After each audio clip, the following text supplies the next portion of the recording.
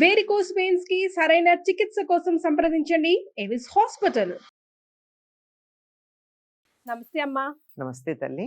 అమ్మ, కార్తీక మాసంలో హ్మ్. స్నానాలు, హ్మ్. మరేమో కార్తీక వనభోజనాలు, హ్మ్. అలాగే చేయని వాళ్ళ కోసం అంటే చాలా ఉపవాసాలు అవి చేస్తూ ఉంటారు కదా. కార్తీక మాసంలో ఉపవాస నియమాలు పాటించాలంటే ఎలా పాటించాలి? వనభోజనాలు అంటే పొలోమని వెళ్ళిపోయి అక్కడ మేక కోడో కోసుకొని తినడం కాదు. There is a science behind it and there is sincere result రావాలంటే ఏం చేయాలి, ఎలా చేయాలి ఒకసారి తెలుసుకుందాం మనం ఈ వీడియో ద్వారా. కార్తీక మాసంలో వనభోజనాల గురించి చెప్తానమ్మా. ఫస్ట్ గోవర్ధన పూజ చేశాం కదా పాడ్యమి నాడు. గోవర్ధన పూజకి ఏం చేశారు వీళ్ళు? ఇంద్రయాగం వద్దని చెప్పి ఇంద్రయాగానికి తెచ్చిన వస్తువులన్నీ తీసుకెళ్లి గోవర్ధన పర్వతానికి పూజ చేశారు. అప్పుడు బలరాముడు అన్నకూటోత్సవం చేశాడు. అన్నకూటోత్సవం అంటే అందరి ఇళ్లల్లోనూ వండి అంతా రాసిపోసి సమానంగా పంచుకోవడం, అంతే. అందరు నువ్వేం తెచ్చావు నేనేం తెచ్చాను లేదు, అందరూ కలిపి. నువ్వు ఎంత తెచ్చావు నేను ఎంత తెచ్చానని లేదు, నువ్వు డబ్బున్న వాడివి నే బీదవాడిని అన్న తేడా లేదు, నువ్వు అధికారివి నేను దగ్గర సేవకుణ్ణి అన్న తేడా లేదు. అందరూ సమానంగా ఎవరేం తెస్తే అంతా కలిపి ఒక్కటిగా పోసి దాన్నంతా సమానంగా షేర్ చేసుకోవడం. ఇది ఎక్కడ జరిగింది? గోవర్ధన పర్వతం దగ్గర జరిగింది. వీళ్ళు గ్రామంలో లేరు, గ్రామం నుంచి పర్వతం దగ్గరికి వచ్చారు. పర్వతం దగ్గరికి వచ్చి అక్కడ చక్కగా పర్వతానికి పూజ చేశారు. అక్కడ ఉన్నటువంటి ఆవులన్నింటికి అవి వెళ్ళి పచ్చిక వెతుక్కుని తినకుండా లేత పచ్చిక తెచ్చి వాటికి పెట్టారు, ఆవులకి ఎడ్లకి. వీళ్ళు వండుకున్నటువంటి పదార్థాలు తీసుకొచ్చి అక్కడ తిరిగేటటువంటి కుక్కలు నక్కలు మొదలైనటువంటి ఊళ్ళో ఎవరు పెంచకుండా తిరిగే జంతువులన్నింటికి గోధుమ పిండి, తీపి, తరువాత నెయ్యి కలిపి చేసిన పిండి వంటలన్నీ పెట్టారు. తర్వాత ఆ గ్రామ శివార్లలో ఉండే పల్లెలు ఉంటాయి కదా కొన్ని గిరిజనులు వాళ్ళవి, ఆ పల్లెల్లో ఉండే వాళ్ళందరికీ కూడా వీళ్ళు గ్రామంలో వండుకున్నటువంటి మంచి రుచికరమైన పదార్థాలు వాళ్ళకి పెట్టారు. పెట్టి వీళ్ళందరూ చెట్ల కింద కొమ్మల్లోనూ అక్కడ హాయిగా ఉండి ఎడ్లకి కూడా పందాలు పెట్టారు. అంటే వాటికి కూడా వినోదం అక్కర్లేదా? మనుషులకేనా?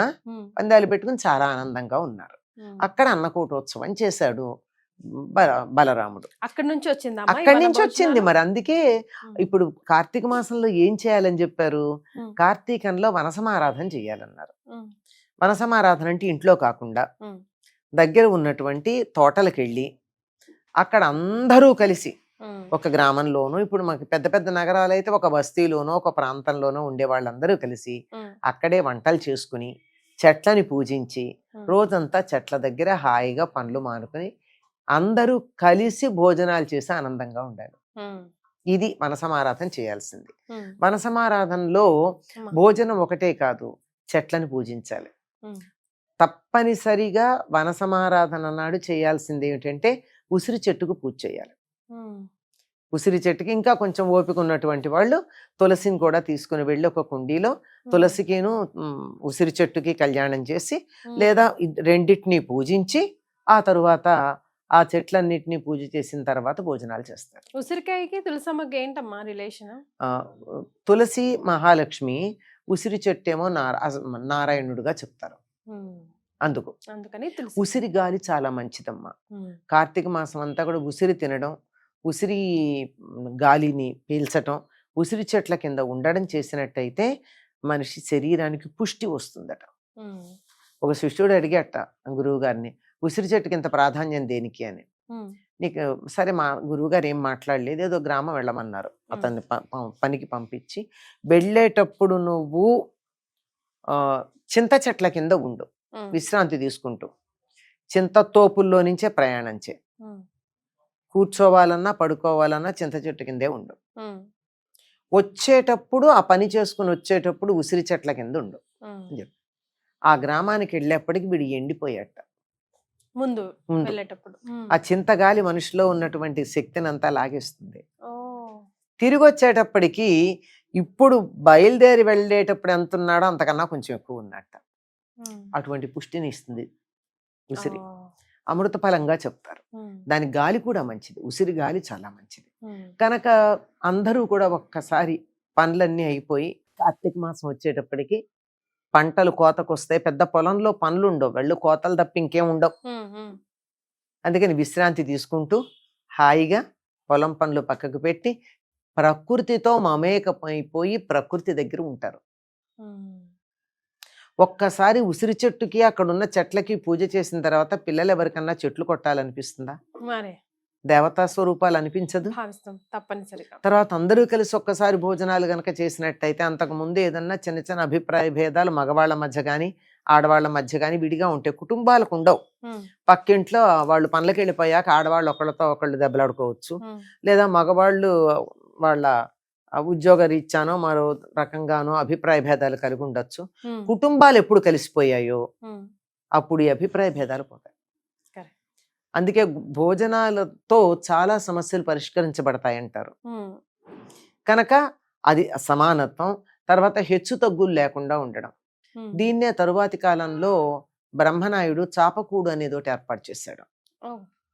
అంటే పల్నాడు చాపకూడు అంటే ఒక తాటాకుల చాప అక్కడ పెట్టి ఎవరింట్లో ఏం వండితే అదంతా తీసుకొచ్చి అన్నపు రాసులు అక్కడ పోస్తే దాన్నంతా కలిపి ఎవరేం తెచ్చారని తేడా లేకుండా అందరూ కలిపి తినడం. ఇందులో వర్ణభేదం లేదు, వర్గభేదం లేదు, ధనిక పేద భేదం లేదు, ఉన్న వాళ్ళందరూ సమానం. ఇలా చేసుకుంటే ఆ వన మహోత్సవం లేక వన సమారాధన ప్రయోజనకరంగా ఉంటుంది. అట్లా కాకుండా ఒక వర్గం వాళ్ళే చేసి ఏ హోటల్కో ఆర్డర్ ఇచ్చి ఆ తెచ్చిన దాన్ని అలా పేకాడుకుంటూ కబుర్లు చెప్పుకుంటూ తంబోలాలు ఆడుకుంటూ భోజనాలు చేసి, ఇంకా నేను కొన్ని చెప్పను అటువంటివి కూడా అక్కడ అనుపానాలుగా పెట్టుకుని వచ్చేస్తే ప్రయోజనం సిద్ధించిందని చెప్పడం. ప్రకృతితో మమేకమైపోయి ప్రకృతితో మనం సంబంధాన్ని పెంపొందించుకున్నప్పుడు మాత్రమే వనమహోత్సవం. అలాగే సమాజంలో అందరూ సమానమే, హెచ్చుతగ్గు లేదు అని నిరూపించేటటువంటిది ఈ వన సమారాధన. ఇది ఈ కార్తీక మాసంలో చెయ్యాలి. ఎందుకంటే చెట్లు పుట్టలు అన్నీ కూడా భగవత్ స్వరూపాలే. కార్తీక మాసంలో మనం రుద్రాభిషేకం చేస్తాం. రుద్రాభిషేకంలో నమస్తే రుద్రమన్యవ ఉతోత ఇషవే నమః అని మొదలుపెట్టి లోపల ఎవరెవరికి నమస్కారం అని చెప్తాము అంటే ఆఖరికి రథేభ్యో రథకారేభ్య అరథేభ్య, రథం ఉన్నవాడికి, రథం లేనివాడికి, రథాన్ని చేసిన వాడికి, గుర్రాలకి అన్నిటికీ కూడా నమస్కారం అంటారు. దొంగకి నమస్కారం, తర్వాత కూర్చున్నవాడికి నమస్కారం, పరిగెత్తేవాడికి నమస్కారం, నుంచున్నవాడికి నమస్కారం, పడుకున్నవాడికి నమస్కారం. ఇట్లా లోకంలో ఎన్ని రకాల ఉంటారో అందరికీ మానవులకి, చెట్లకి నమో వృక్షేభ్యో హరికేశేభ్యో నమస్తారాయ సంభవేచ అని చెప్పి చెట్లకి నమస్కారం, మేఘానికి నమస్కారం, నీళ్ళకి నమస్కారం, ప్రవాహానికి నమస్కారం, నీటి బిందువుకు నమస్కారం, కొండకి నమస్కారం, రాతికి నమస్కారం అని చెప్తూ ఉంటాం. అంటే ఏమిటిదంతా? ఒక్క మధ్యలో మాత్రమే నమశివాయ చ శివతరాయ చ మయస్కరాయ చ అని చెప్పేటటువంటి దాన్ని అక్కడొక్క చోటే శివుడు అనేటటువంటి పేరు ఉంది. అది కూడా శుభకరుడు, క్షేమంకరుడు అనే అర్థంలో. ఇంకా ఎక్కడా ఏం లేదు. మనం కన్ను విప్పి చూస్తే మనకి పరిసరాల్లో కనపడేవి ఏవైతే ఉన్నాయో వాటన్నింటినీ భగవత్ స్వరూపాలుగా భావించి నమస్కారం చెప్పటమే ఉంది ఈ రుద్రం అంతా.